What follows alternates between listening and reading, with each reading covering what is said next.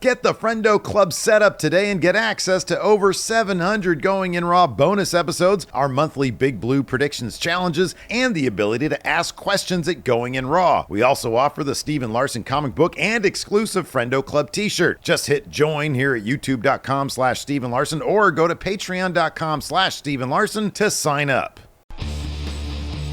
Hey, friendo, Steve here. Hey, Larson. Welcome back to Steven Larson's Pro Wrestling Podcast, ruining pro wrestling podcasting since 2014. Today's episode, we're going to take a look at today's Smackdown. It's an early one. They did, because they're in the Saudi Arabia, they did the early version of it, which if you have NordVPN / what was our promo code for that? Give me a moment. Probably like Raw or something like that. I don't know. NordVPN. Larson's going to look up what our promo code was. Then you can watch the international Netflix version of SmackDown, which mercifully they got rid of the Cody Rhodes, Randy Orton promo, which was probably long and boring. Well, I mean, I guess fate got rid of it because they had technical difficulties. So it's nordvpn.com/raw. Oh, there we go. /Raw. All right, perfect. There we go. Yeah, so we had a SmackDown that was interrupted by technical difficulties for, about 20 minutes? Close to 30, yeah. Yeah, close to 30. They had the "We'll Be Right Back" screen up for a while. So yeah, we had that. And then we had CM Punk doing some Punk Life, basic Punkanomics. Oh, boy. This has kind of been just a weekend or a 48-hour period that CM Punk probably wants to put behind him, because not only was he humiliated at the end of SmackDown, he also apologized, Larson. He apologized for the mean tweet. Yeah. From 2019 to the people there in Saudi. You know, a lot of people thought, how is Phil going to handle, back tweeting to The Miz back in 2019, something along the lines of sucking on the Saudi blood money organ thing, back then. Well, he showed up in Saudi Arabia. Number one, this is great, because I don't know how plugged in you are, given that you're not on the Twitter anymore, but there was some video roaming around of him arriving in Saudi Arabia and him being escorted to a certain location, and a little kid comes up to him, and Punk just sort of does, what do you call the stiff arm? Yeah. Gave him it wasn't violent or anything. He just sort of guided him away from where Punk was. Punk did this. And kept on walking. Evidently today, they found the kid, and Punk took a picture with him and gave him an autograph as part of I think the pre-show festivities or something. So a bit of because it was the Night of Champions kickoff was either yesterday or earlier today. Yeah, something like that. But anyways, so he addressed the crowd there. He said, a bunch of people there, and he looks over and he says, this guy wants me to apologize for a mean tweet I wrote 6 years ago. He said, hey, listen, legitimately had nothing to do with Saudi Arabia. I woke up and I was crabby, and I wrote a mean tweet to The Miz, and I apologized to The Miz. And then he looks down at the guy and says, sir, what's your name? Muhammad, I sincerely apologize to you, and I love Saudi Arabia. And then later on, I guess during the kickoff, he had said, I'm not perfect by any means. Sometimes as human beings, we screw up. The beautiful thing is everything is a lesson learned. And now here I am, and you have invited me to your country, and I'm grateful to be here. Thank you very much. So there we go. Of course, blaming this on waking up. We all wake up on the wrong side of the bed sometimes, Larson. Yeah, it happens to me all the time. He also went on a radio show as well at some other point and criticized the Saudi Arabia WWE deal. Yep. Which, when you're not part of WWE, pretty easy to do. Seemingly now that he's part of WWE, seemingly difficult to do. Seemingly difficult to do. Oh, man. Humans are funny. That's why all I can look, man. I don't know Phil Brooks the dude. Nope. CM Punk, as far as I'm concerned, is a character he portrays on television. And you know what? His business is his business. I find it more egregious what happened at the end of SmackDown when he compared himself to Kendrick Lamar. Oh, he's nowhere close to Kendrick with those tight bars that he showed off. No, sir. This is certainly no Luther, man. No. So, this is your go-home segment for this highly anticipated match. CM Punk, John Cena, the last match in their storied rivalry. You know, the first match in what, 12, 13 years, probably? A long time, been a long time. Yeah. And billed as their last. Yeah. And so I guess I understand the logic of Cena referenced, you know, overtly Punk's pipe bomb on Raw. Mm-hmm. And so CM Punk or Creative or whoever thought it was the best idea for Punk to respond referencing the Doctor of Thugonomics. Mm-hmm. This felt like a segment that could have aired in 2015, man. The whole vibe of it, yeah, with the Punk life on the Tron, just the setup, just felt very, you know, 2015 WWE. Yeah, I don't know about 2015. Even in 2015, they weren't getting this cringe. Like, this is more like, I don't know. This kind of. I guess when I say 2015, I mean anywhere from, I don't know, 2010 to yeah. I know what you know what I mean? Yeah, like, you know, this felt more suitable to like a Jack Swagger Sheamus segment. Yeah, if they were exactly. Ever in a feud. If John Cena was feuding with Jack Swagger and Jack Swagger came out with, you know, Swagger Life, you know, I don't know, you know. No, that's exactly. We're on the same page. We're on the same page. Okay, all right, this is cringe as hell. All right, but this is the best that Jack Swagger has to work with here in terms of feuding with John Cena. CM Punk should not have to do this stuff. No, I was actually shocked by him doing like this. This is more shocking to me than him doing Saudi Arabia. Look, he's getting paid tons of money. He's buying back into WWE. WWE is cool again. You like the show, man? And so, like, you know, the dude's going to have to go back to Saudi Arabia. And honestly, with Sami Zayn who, honest to God, is like, given what he does with his charity efforts, how outspoken he is, being on the right side of history, this guy, him going and finding the spiritual value in going to Saudi Arabia, I kind of feel like that gives permission morally to a lot of people to go ahead and do this. I mean, I kind of feel that way. You know, we're still doing our stream is still going to be a charity stream. Every Saudi Arabia show is a charity stream. We're sort of nailing down the details right now in terms of which charity is going to get the benefit of the Friendo's dough. But you know, I think there's probably a way you can approach this maybe and save some face.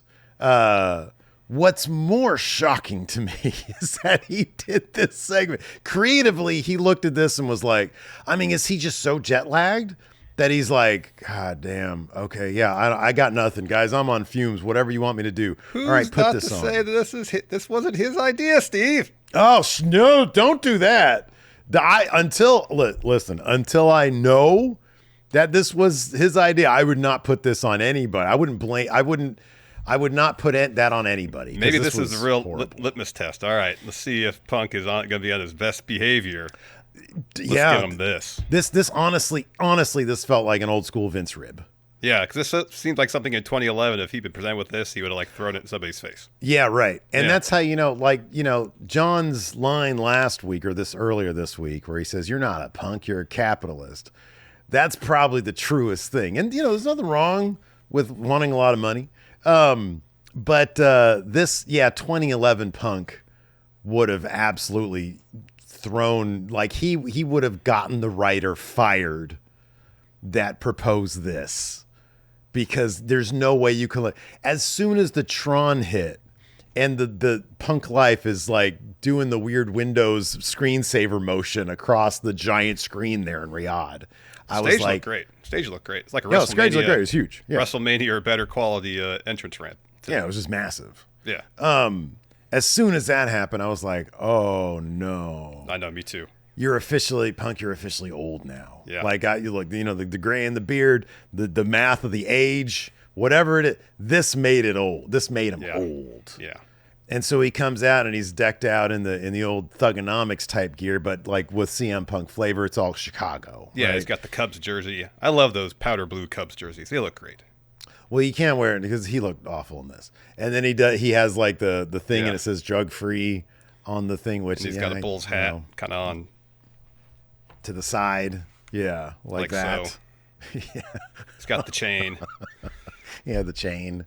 And then he comes down and he drops a rap, like an old school Cena type rap, where he, to his credit, he remembered all the lines. He stumbled through a couple. He stumbled a couple times. Yeah, and thank God Cena didn't have Cena's reaction. He just looked steamed. But I would, yeah, I know why. I'd be like, you're making yourself look like an asshole. Like right Cena now. should be laughing at him. It's like, why would this affect John Cena? Yeah, if because it's supposed to, like. It's being written that way, but like it's just not written genuinely because genuinely anybody looks at this and they would just laugh at it out of the ring. Yeah, like you're embarrassing yourself. Why are you doing this right now? This is embarrassing. I'm embarrassed being here. Stop doing that. Maybe that's why he looked upset. It's like, gosh, Phil, you're embarrassing me. I have to be in this segment. Oh. He's like, come on, you're making this thing. They're making this whole feud stink now. There's no way to get around. Look, I'm sure there's always going to be some people in the comments. Look, I like CM Punk. I paid way too much money for that stupid title right there. I might have to sell it now. I like CM Punk as the character that I see on screen. I like this guy, but god damn, this was gnarly. This was gnarly. The people who were critical in some respects, I think it was fair criticism of Cena's promo, his pipe bomb. I think there was some, like the person who mentioned they thought it felt hollow because it was directed strictly towards Punk and not towards WWE in a larger sense. I get that. I thought that was actually a valid criticism, even though I really enjoyed the pipe bomb. Same. There's a lot of people who said, oh, it was just mid or it was boring. Well, why? Tell me why. Yeah, sure. Anyways, yeah. I want to see people try to defend this. Dude, they will, though. I know they will. The wild thing is that we're right now, as we're saying this, people are in our comments giving us shit. I know. For not wanting to like this. I hope somebody's got some interesting takes about why there's some quality to this. That's what I want to see. If you're going to put this in there, if you're going to write that comment, you better come up with a dissertation defending this thing. Because some of the lines, I will say this, some of the lines were not awful. Some of the actual lines. If the presentation was different, they would have benefited some of the lines individually. Yes. I mean, I don't know. Look, I don't know that there was a way to present this. I'm just saying, he just could have come out and dropped a regular promo with some of those same lines, but not written in a way that is supposed to be. There's a rhyme scheme to it. I was so distracted by how goofy he looked, by how non-serious he looked in the outfit, and it's not like he's not supposed to look hard. He's supposed to be parodying John Cena from Thuganomics days. I get that. But he looks so weak doing it. He said this. Here's the lines. And Larson, thank God you're around to I tried my best to get it verbatim. He said, Cena comes out first. He says, get used to it, Riyadh. This is what a winner looks like. I am a winner. CM Punk is a loser because he's been out-cornered, out-maneuvered because he's out of tricks. I'm a genius. Night of Champions is now a formality and CM Punk can do nothing about it. To prove his point, CM Punk comes out with the Word Life theme. Tron says Punk Life. He's got we already mentioned what he's wearing. He says, yo, check it. This is basic Punkanomics. Don't adjust your television set. Your eyes are working just right. This clown plagiarized my pipe bomb, so I'm stealing Word Life. You had to rip me off to cut your best promo, but it doesn't distract from the fact that we see you move in slow-mo. Remember when he used to rap? Yeah, you deserve all the criticism. You're like a Timu Macklemore with all the Mackle-less rhythm, which was actually kind of a funny line. He says, because I think Macklemore was relevant back when CM Punk was doing the pipe bomb stuff. That sounds about right. It was a little bit after that. Yeah, I think it's roughly the same time frame. He says, and he said, I'm a problem. Call me a player hater. Let's be honest. John Cena's buried more talent than The Undertaker. But he's the champ, and that's why he's lost all respect. But hey, I get it. I'd retire too if this place rehired my ex. If you didn't say your prayers, drink your milk, and fix your bald spot, you'd be a Boston Mall cop. That was a pretty good line. He says, he gets good movie roles, that's a fact. But then we see Batista act, and we realize John ain't that. Same shirt, same hat, man, your persona's straight tragic. You're fish belly white Hulk Hogan, but somehow more problematic. That's inherently untrue. He says, yo, when it comes to the best in the world, I'm your vessel because they can't say my name, but at you they chant, you can't wrestle. In 6 months he'll be gone, but I'll be here having fun. He won't have time for you people anymore. He'll be busy washing underwear for James Gunn. He's a superhero now. You're in DC, but you'll always be the Marine to me. We all see you and we're looking at a washed up bum. 14 years ago today, I dropped my pipe bomb, but you try to make it all about yourself, John. You're a phony, a fraud, an ass kiss. 17-time world champion, but ain't never been in my class. Before you go, there's one more wish to make. Tomorrow night, you're going to lose to Kendrick because, bitch, you're my Drake. End scene. And let's just get ahead. Let's just get past tomorrow. Let's just get past tomorrow and just pretend like this never happened. Yeah, pretty much. You know. Pretty much. Because after tomorrow, there's probably zero chance they're going to replay this ever again. Unless it's like a blooper reel for Punk, at his Hall of Fame induction or something. The Tony Hinchcliffe will run this on that late night WWE show.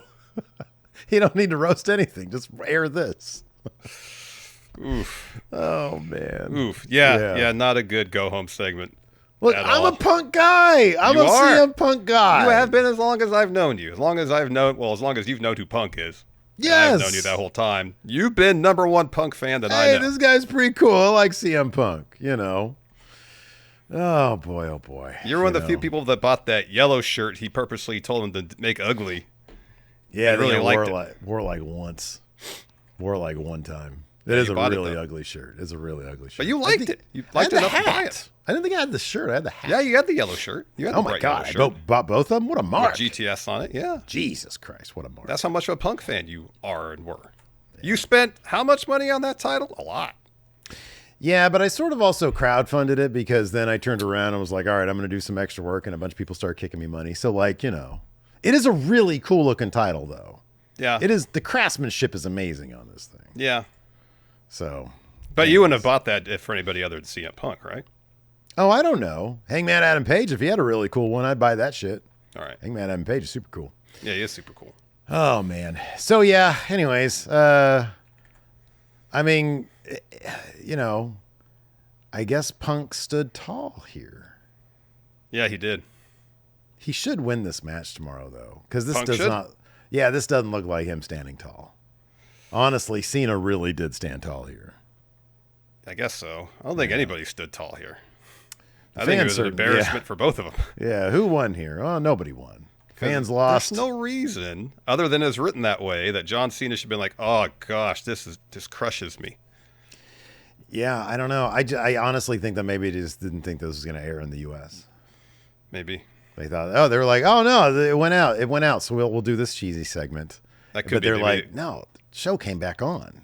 It could be a thing, because it went more than 3 hours today. It did, yeah. And I wonder because they had to lose the Cody Orton promo at the beginning, maybe they gave DIY versus Andrade and Rey Fenix extra time, because that match was really good, and they gave it a ton of time. Yeah, it was really good. They gave other things more time to make up for it. Mm-hmm, yeah, that could be. I can think of maybe why that it went over. And they're just going to cut the Cody Orton promo from the broadcast. Apparently, that's going to air in the U.S. I think Sean Ross Sapp had that. All right. I think Fightful had that one. The Big Predictions Challenge for June, Money in the Bank, concludes at Night of Champions tomorrow. So be sure to get the predictions form is up right now. So if you are a channel member, just go to the community tab thing or the membership tab. If you're a patron, go to patreon.com/Stephen Larson, click over there. And if you want to participate in the Night of Champions Predictions Challenge, might be too late for you to actually win Money in the Bank, Friendo in the Bank. But you can put us all on notice. Give it a shot. It's fun anyways. Click on join right here, youtube.com/Stephen Larson, or go to patreon.com/Stephen Larson. Click on the Friendo Club setup. It's $5 a month anyway. You get it. So yeah, there you go. Did you get your predictions form in, Steve? Not yet. You better do it. When's the deadline?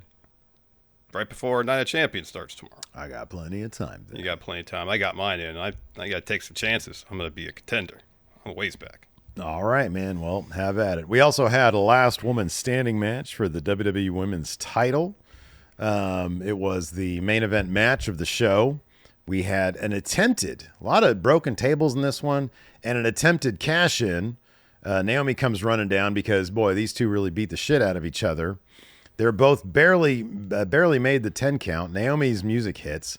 She sprints down to the ring, tells the ref, hey, I'm cashing in. But then Tiffany comes to, kicks her in the gut, gets the briefcase, blasts Naomi with it, blasts Nia Jax with it, then hits them both with a moonsault, stacked.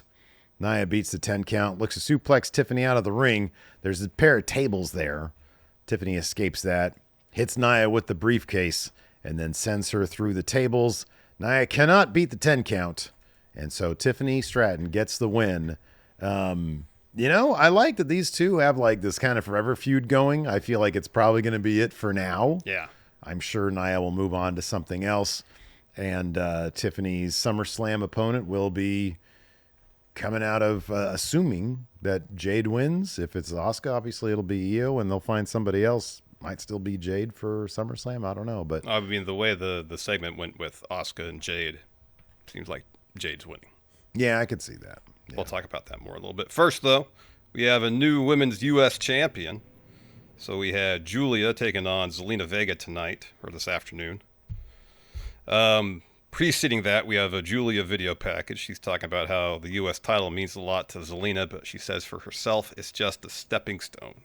She says Zelina acts like the U.S. title belongs to her, but I'm going to prove that it doesn't. So we get a video package from Zelina as a response.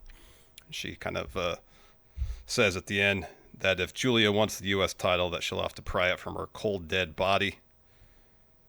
It just took one Northern Lights bomb, and Julia was able to get the U.S. title. Julia dominated a good portion of this match, though towards the end, Zelina does hit a code red. Julia gets her feet on the bottom rope. Zelina's looking for a moonsault, misses. Julia hits a running knee, a ripcord knee, and Northern Lights bomb to get the W. New U.S. champion. She got the fireworks and everything. Yeah, that's awesome for Julia. I mean, they telegraphed this from the get. As soon as she set her sights on the U.S. title, it was like she was not to be stopped. Yeah. Zelina was never necessarily booked as like the strongest champion in the first place. Didn't have a great run. Better than like Shinsuke's, but that's not saying a whole lot at all. So, yeah. I mean, let's do the thing really quick. Who takes this title off Julia? When does she lose the U.S. title? Oh, she's going to have it for a little bit, I feel like. Probably not going to lose it in 2025. No, I wouldn't think so. I could see it being a long title run. Yeah, I can too. If they're kind of using the U.S. title to elevate Julia, if maybe the idea is maybe not as long of a run, but comparable to how the Intercontinental title elevated Gunther, having that long run, dominant run. Maybe they're thinking something similar for Julia to really elevate her. And kind of like the way, like Lyra with her Intercontinental Championship, like she's sort of been elevated as well through her feuds now, obviously with Becky and Bayley, like her being included in that. All three of those names fighting over that Intercontinental Championship, and you got to figure Lyra's going to come out of that mix with the title at some point. And everything just looks better now for that. Yeah. And I feel like that's probably the plans for Julia and the U.S. title. You'd think so. They need to come up with some interesting stories for Julia, though, because that's the thing that really is working with Lyra and Becky. The matches are great. Absolutely. But you could tell, not that the story's, terribly complex, but they're invested in the story they're telling, and the performances, both in and out of the ring, have been really good. Yeah, they always devote good time to it. I mean, honestly, like in terms of the Lyra Bayley Becky story, adding Bayley as a wrinkle, I think has been a really cool story beat. Yeah. Like you said, it's nothing too complicated. It's simple but effective, and you're just taking all the different character dynamics and you're playing them off each other and the various motivations. Exactly. And if you can do that in pro wrestling, then you're going to have something really good. Exactly, as opposed to, all right, number one contender, feud. Number one contender, feud. Number one contender, feud. Yeah. The situation where Julia is just facing challenger after challenger after challenger and just beating them without any evolution of her character. the matches could be good and she can have a long run, but the real kind of depth that comes out of a title reign is all the stories they tell with it. Yeah. So we were supposed to have 2 in-ring segments with the King of the Ring finalists and the Queen of the Ring finalists. Cody and Randy were to open the show with a promo, but right as Randy got to the ring and started to talk, feed's gone. No feed on Netflix. No feed. Well, No I mean, the feed. feed that we got was it was their "We'll be back soon" screen. Do do do Do do do do do do do. So yeah, I read the thing from Fightful Select. Apparently, They're doing all the it's going to run in the slow-mo U.S. stuff. Yeah, exactly. So then later on, Wade hosts a face-to-face between Jade and Asuka. So they both come to the ring. Wade asks Jade why she's so confident that she's going to beat Asuka.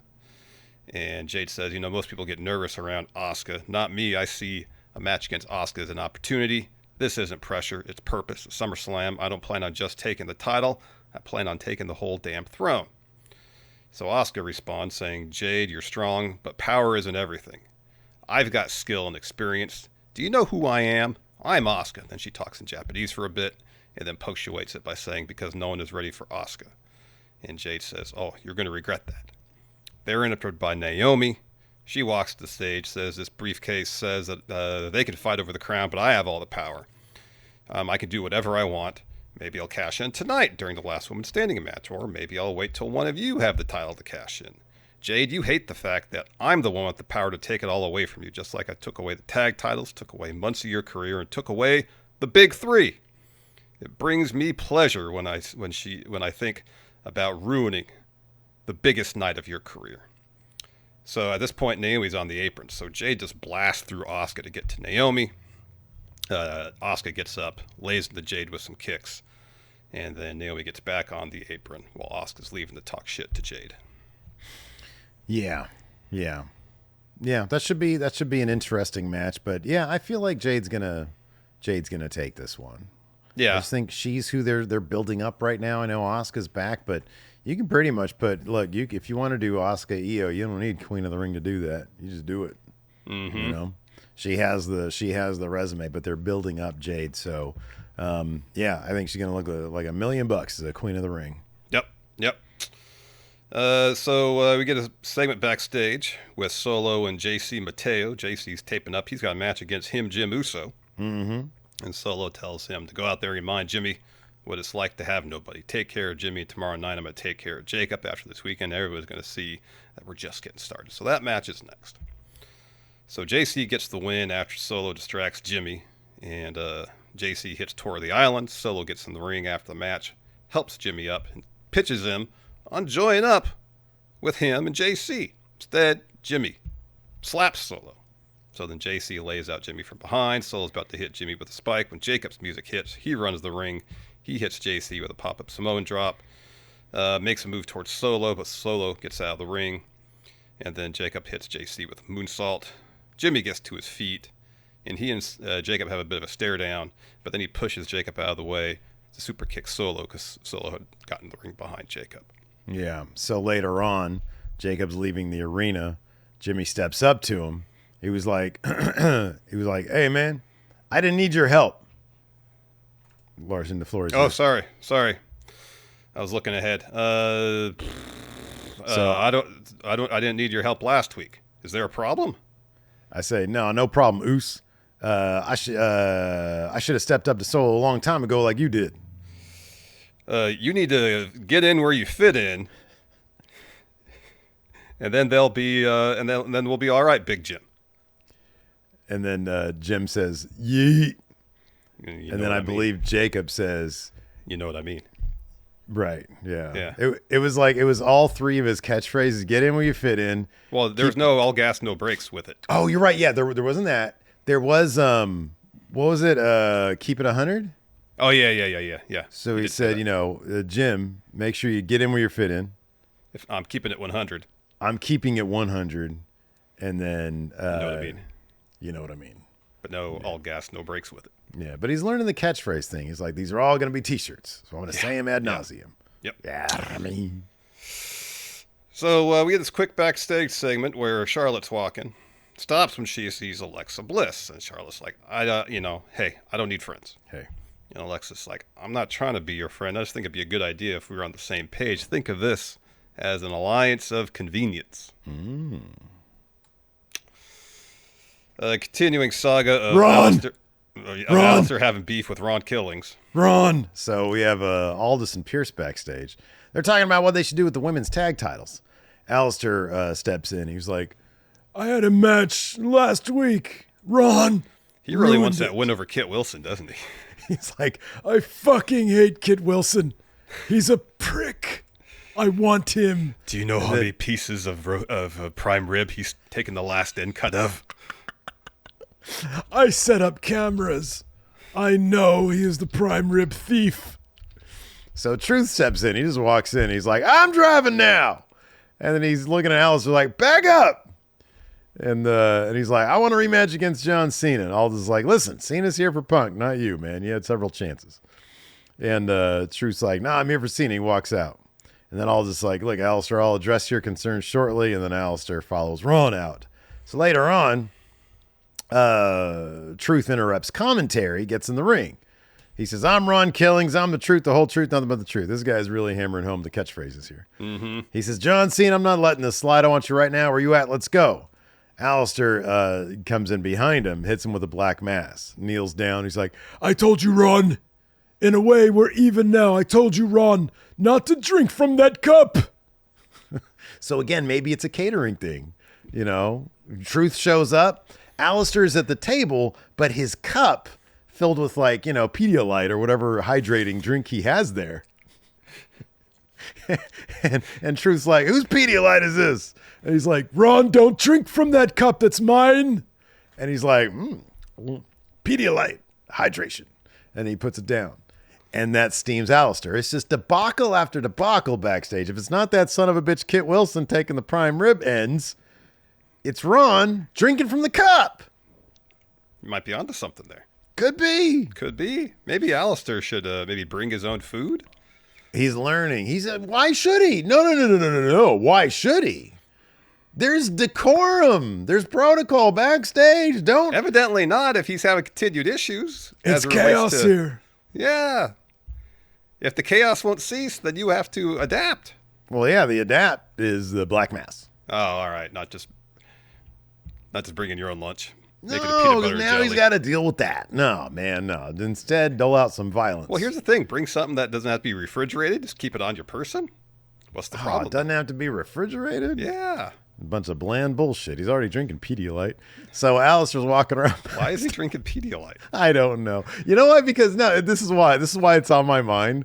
Because I was talking the other day. I think maybe on Wrestle Juice, maybe he was here. I forget. But I had some Gatorade with me because I was sick. And so I was like, I'm just trying to hydrate, man. I don't know. Lacey got it. I'm going to drink it. And so somebody in the comments, of course, says, man, my doctor says Gatorade just makes you more thirsty and it doesn't hydrate you. He recommended Pedialyte. I'm like, what am I, 3? So it just got in my head, man. I don't know. It just made me laugh.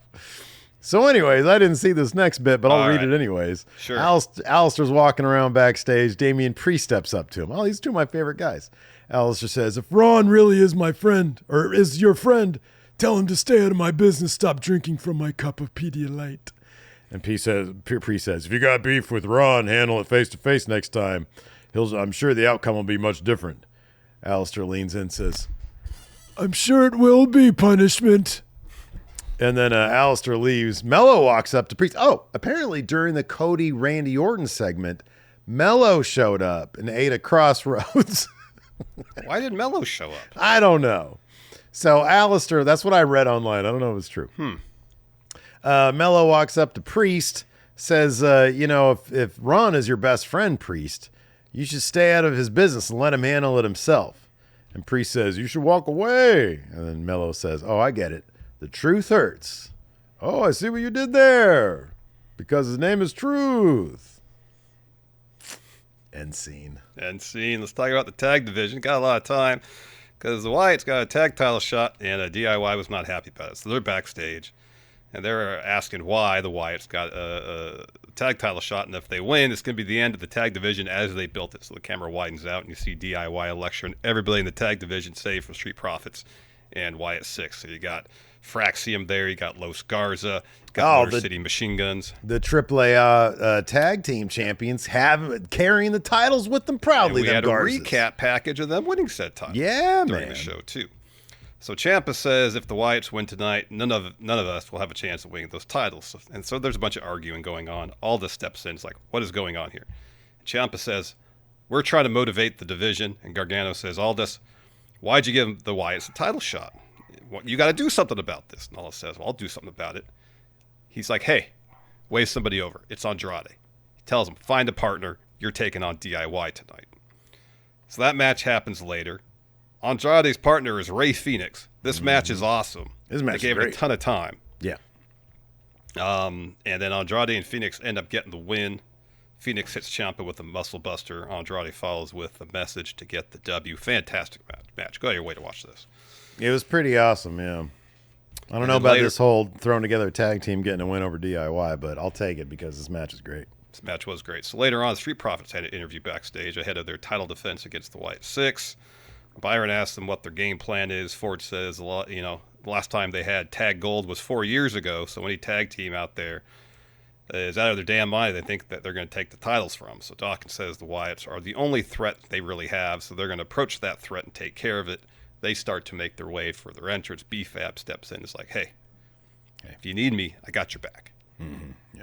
That match is next. Shortly after the match starts, the rest of the tag division surrounds the ring. Mm-hmm. Yeah. If you didn't think there was going to be a wonk finish before, you sure as hell know there's going to be a wonk finish now. Yeah. Dude, I don't know. I don't think the Wyatts have really helped the tag division. It was heating up there for a bit, especially off the heels of that post-WrestleMania ladder match. Yeah. And the Wyatts have just they stick out like a sore thumb, and it hasn't really... I think the thing is you have all these teams that can really go, as we saw tonight now with Andrade and Phoenix. So they can really go. And then, the guys they throw in there for the Wyatts, not on the same level as these other guys. Well, I think also, why? And there's the big question in terms of the story, why? Yeah, that's kind of the more pressing issue in my mind.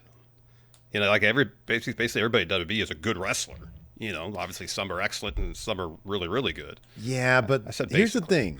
The tag division... Oh, loaded.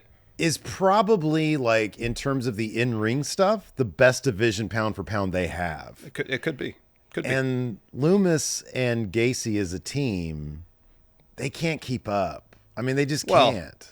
They might be able to keep up, but I don't think they're the type that's going to elevate a match. Well, okay, yeah. I think they could keep up, but you're not going to get the whole yeah, dude, I don't know. There's some really good, these tag teams are really good. They are. In terms of, yes, chemistry, innovation, so on and so forth. Yeah, or Loomis and Gacy up to the level of everybody else? Probably not. But yeah. Anyway, so Los Garza starts the interference and they yank Loomis out of the ring when he's running the ropes. Dawkins then pounces Loomis into Los Garza. DIY then pulls Dawkins out of the ring when he's trying to slide back in. And then Los Garza starts punching on Dawkins. Ref sees all this, throws the match out. About time, too, because there was a shit ton of stuff that happened before. Yeah. There was a bunch. So Los Garza and DIY are laying into Loomis and Gacy.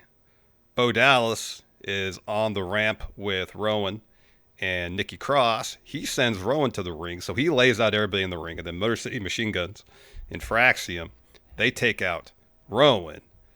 Axiom's looking for a dive, but then Bo hits the ring and hits him with a Sister Abigail. And then Montez hits Bo with a kick. Dawkins clotheslines him out of the ring. Dawkins hits a tope onto half of the collected tag teams. And then Ford hits the dive over the ring post on everybody else except for Bo. Mm-hmm, yeah. So you got the segment ending with Bo looking in the ring at Street Profits. Man. And that was Smackdown. Man.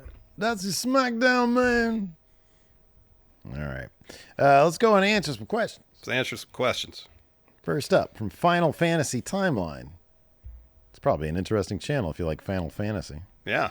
What wrestler today would be better in the territory days? Well, which territory? Depends on the territory. Days. A lot of territories. Different styles. Yeah. So, which wrestler today would work best in world class championship wrestling? The Von Erich territory, the Sportatorium. I'm going to say Jon Moxley. See, I would think Jon Moxley would probably do best in like the Mid-Atlantic. Oh, okay. All right. Interesting. Or Florida. Probably Florida with like Kevin Sullivan. Yeah. Doing some Kevin Sullivan stuff. Okay. Right on. Because, yeah, that's the first name that popped in my head. Is like Mox seems like an old school territory guy. Who would do well?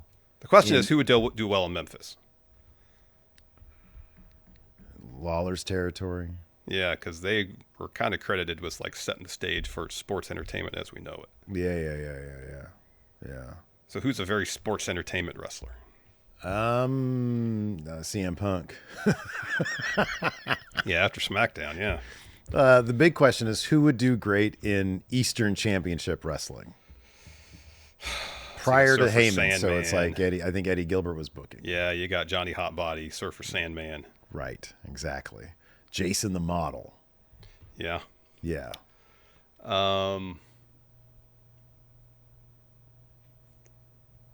So I think you need to have somebody who could do the kind of sports entertainment kind of cartoony characters that were there then, but also when they make the move to the extreme stuff, could do that too. Wow, that's a great point. That's a really good point. So the first name that popped in my head is Hangman Adam Page. He could be a cowboy, but like really over the top cowboy. Oh, okay. And well, then, yeah, he could do the thing where like he is who. Yeah. So he shows up as like, hey partner, that guy. But then like the way he is now is how he would be in ECW. Exactly. When Howdy, it's partner. Yeah, exactly. Yeah. Right. And then he starts drinking, so it's kind of like a throwback to what he used to be in AEW. Exactly. Drinking cowboy. Exactly. That's good. Hangman Adam Page versus Tommy Dreamer. There you go. Sebastian here says, what are some of your favorite movies of the 21st century? For the last 25 years, Steve. Oh, man. Maybe 5 movies I think are excellent. Goddamn, put me on the spot.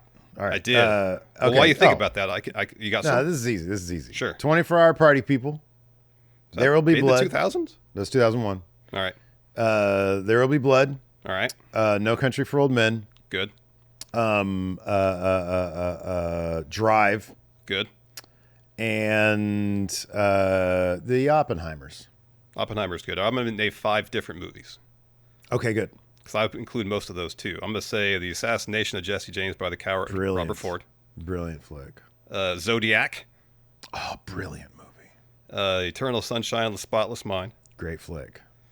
That wasn't 99? No, that was 2000. What was that, 2004? 2001, I think. Was it? Okay. It's on the list here of movies made in the 21st century. Oh, so you got a list right there. Yeah, I did. I looked it up. Fury Road. I really liked Fury Road. Okay. Children of Men. I'm going to swap out one of mine. What was the last one that I said? Oppenheimer. I'm going to swap out Oppenheimer. I'm going to say The Wrestler. Aronofsky's The Wrestler. It's a good movie. Oh, good God movie. damn. It's a good movie. Good movie. Yeah. Nate Cruz says, who do you guys want to see imitate someone else's entrance? Nobody. I want a moratorium on that. I don't want to see that anytime soon. Never do that again. Nope.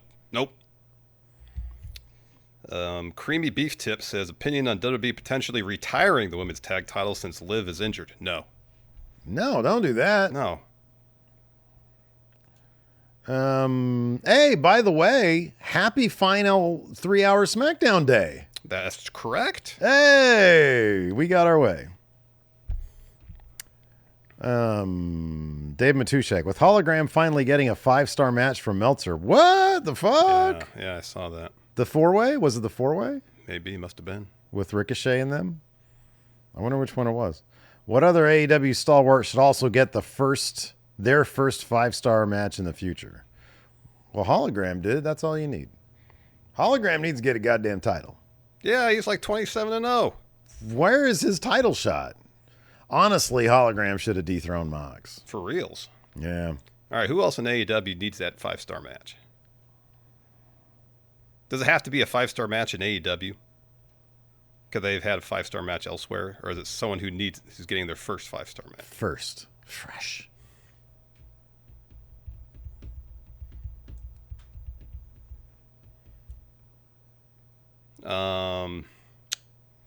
Big Bill. That's a tall task.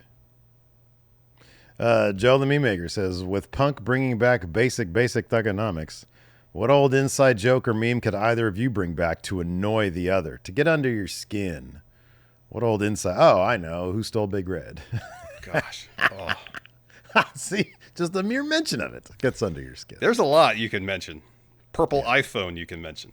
Wow. Yeah, controversy. Otis. What about the other way around? You're not as irritable as me, so that's harder to... Pretty happy guy, this yeah, one you're is. pretty carefree. You're pretty stress-free. Yeah. I'm pretty good. I laugh at myself quite a bit. It's good practice. Alex Foster says, what's a random thing in wrestling lately that's made you happy? Alex says, for me, I cracked a giant smile seeing three-man band reunite at Jinder's wedding. Oh, that's nice. That is cool. What thing could make you crack a smile in wrestling? Or what's the random thing in wrestling lately that's made you happy? Not the closing segment of Smackdown tonight. That's the opposite. That's the opposite. Although the idea of like me sending you that text and us just clowning it on text message actually did make me happy. Yeah. There is something that, I mean, there's something about it that makes me smile. Whenever somebody is like the Fonz level cool, right? Like CM Punk, right? Super cool guy. Whenever you watch somebody like that just do the dorkiest fucking thing where it's like, oh my God, you are human, you know? It does sort of make me laugh. Because it's like they're all nerds. It's all wrestling. It's all theater. It's all nerds. Yeah. So I don't know. But otherwise, like, I don't know. No, you know what? What legitimately made me like fucking warm my heart? That Hangman Adam Page Spanish promo. Oh yeah. What a fucking guy that guy is. Yeah. Man, he's awesome. A small thing that made me smile is when Ricochet kind of stole the handshake from AR Fox. I thought that was funny and actually pretty clever. I thought that was really good. Poor AR Fox, man. That one time when he goofed with Swerve, he's been paying for it ever since. Yeah. Andre Zimpel here says, after asking you about the Mount Rushmore of 80s action stars, who would you say is on the Mount Rushmore of 80s comedy actors? So Die Hard Homer has 4 names. Bill Murray. Oh, yeah, for sure. Probably Chevy Chase, right? Chevy Chase, Eddie Murphy, and John Candy. Oh, God, Eddie Murphy for sure. That 4th spot is difficult. What about Dan Aykroyd? Yeah, Dan Aykroyd, Steve Martin. Yeah, Steve Martin. Steve Martin's big. I don't know if necessarily you'd consider Michael J. Fox an 80s comedy. He was in his fair amount. Like, would you like his comedic performance in Back to the Future was fucking awesome. Yeah. It was really good. And he was in a lot of movies back then. Oh, dude, Tom Hanks. Oh, yeah. He's up there too. Yeah, Tom Hanks would be up there. Billy Robin Crystal, Williams. maybe? Oh my God, Robin Williams. Yeah. Leslie Nielsen. Classic. Absolute classic. In terms of a pratfall comedian, yeah, for sure. Because there are different classifications of comedian, you know? Absolutely, yeah. Prop comic, Gallagher. Sledge-o-matic, yeah. Sledge-o-matic. Fucking Mark Maron. I saw this clip with Mark Maron. Instagram's pushed me a bunch of comedy stuff lately. And he was talking. That must be a relief for you. No, it is actually. Less snuff film and more comedy. So Mark Maron was on like some sort of talk show. I think it was like on a Bravo talk show or something like that. I think Andy Cohen is his name. And he was talking about, somebody asked him who his like least favorite guest on his show has ever been. And he was like, I don't know about least favorite. He's like, I can't say that. But he was like, there have been people that have been kind of difficult. And I guess there was a story where Gallagher walked out on him because Mark Maron had brought up, he was like, I wasn't trying to get the guy, but he was like, he asked him, I guess Gallagher had made some jokes that were like homophobic in the past. And Mark Maron had brought that up to him. And Gallagher got upset and left. And he said, the funny thing is, you could hear me say, "Oh, where are you going, Gallagher?" and then Mark Maron, in a perfect Gallagher impersonation, said, "I'm out of here." And Andy Cohen was like, "Oh my God, that was a perfect Gallagher impression." I love Mark Maron. I think he's terrific. Yeah, yeah. Oh, here we go. Nikyle says, wrong answers only. What caused the Smackdown feed to be cut for 30 minutes? Gallagher showed up and turned it off. No, he started hitting stuff with Sledge-O-Matic. With the and they didn't have their Sledge-O-Matic. tarps out the ready.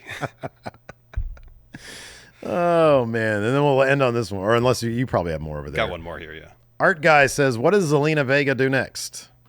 That was a good question. Asks for a rematch. Yeah, probably. Yeah. But she'll probably lose that too. Joins the tag division. Yeah, maybe find a partner. Maybe. I don't know. Here, let's end this on a reflective note, Steve. Timor here says, I turned 30 yesterday. I'm wondering whether I could have done things differently in my life. How was it for you guys when you turned 30? So, to answer the first thing, no, you are what you are. However, 30 is still incredibly young. That's a solid 15 younger than us. I didn't get started with really what I wanted to do until now. I was very lucky, much like you, very supportive parents, put me through college. But it took me a little while to get to the point, like basically at 30, I started over. You know, we had a situation in the family. My brother-in-law passed away. I was like, I got nothing going on for me in LA, and I really need to be there for my family. I had a niece that I wanted to help raise, to help out my sister. I moved back to Sacramento, and things started falling into place. I called up Hilton. I was like, hey, to get me a job with the Kings. And he did. And then you came around. You were like, hey, we need some work for Machinima. So boom, got that.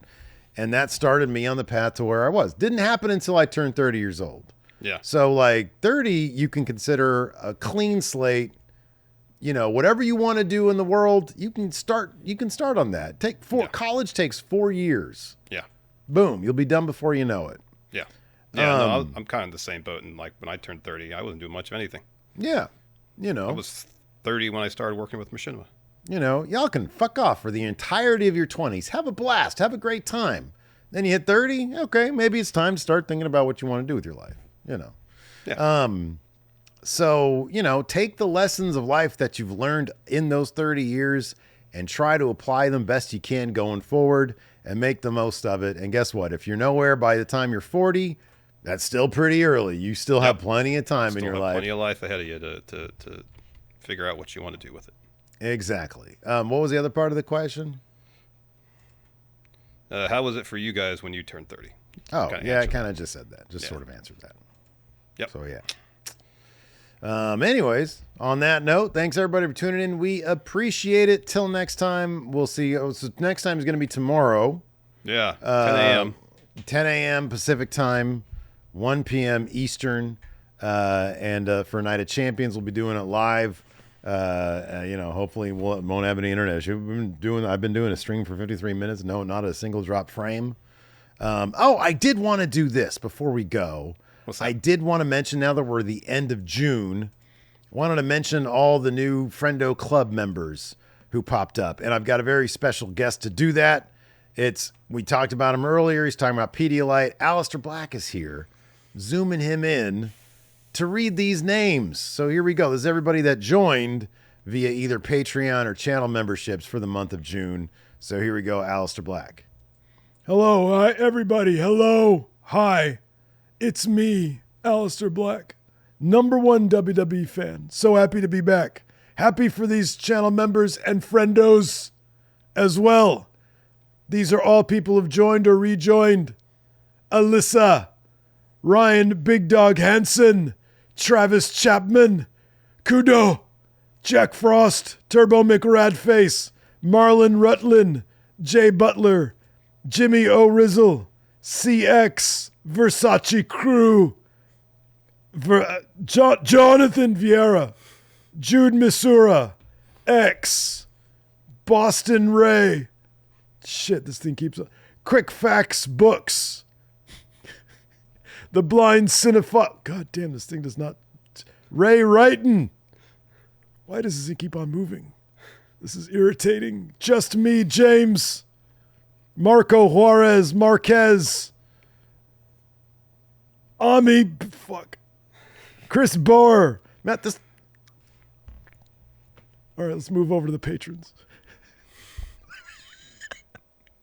Rob Snyder, Orby Evil, The Moxley, John, The Revelator, Jack Showtime, Eric Urias, Marcus Lewis, Larry Large, Swag Burglar, Mark O'Shea, your UFO guy, a small pottle of cream. You can call me Al, Eugene Reyna Jr., Perry Swift. Apologies to the channel members on YouTube. I think it's broken. Goodbye, all. How did that go? That was about as well as you'd expect. This fucking YouTube thing. It's so irritating. It just like jumps back up. That's weird. Yeah. Anyways, that's going to do it for the show. Thanks, everybody, for tuning in. Till next time, we'll see you guys around. Goodbye.